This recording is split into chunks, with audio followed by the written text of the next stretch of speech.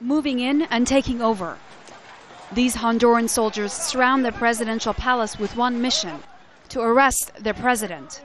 And they succeeded. Manuel Zelaya was taken into military custody and whisked away to an Air Force base on the outskirts of the capital.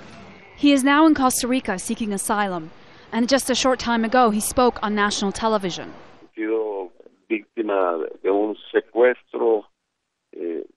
I've been the victim of a kidnap by a group of Honduran soldiers.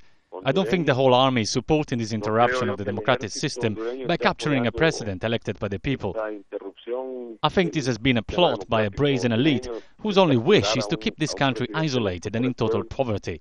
They don't care about the people, and the heads of the armed forces have betrayed and deceived me.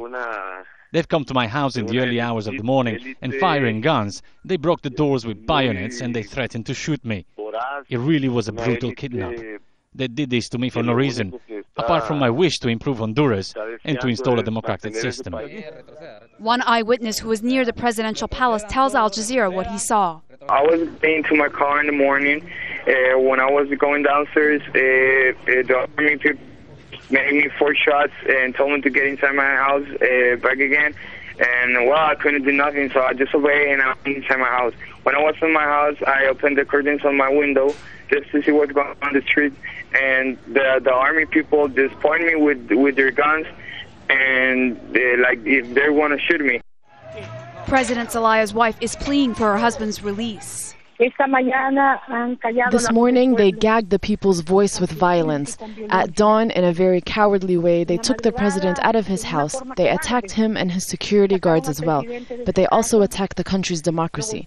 Today, we want to ask for the president's freedom. He's the constitutional president of our country, and we urge everyone, especially the armed forces, to free the president. And we need them to guarantee his safety.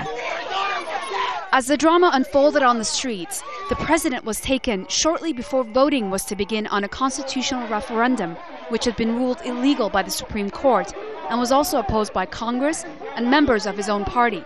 The vote was to ask the people of Honduras if they approved of a formal vote next November to rewrite the Honduran constitution. Zelaya won the presidential election in November 2005. As these dramatic images continue to emerge, a reaction from world leaders is pouring in. Zelaya's ally, Venezuelan President Hugo Chavez, blamed, quote, the Yankee Empire.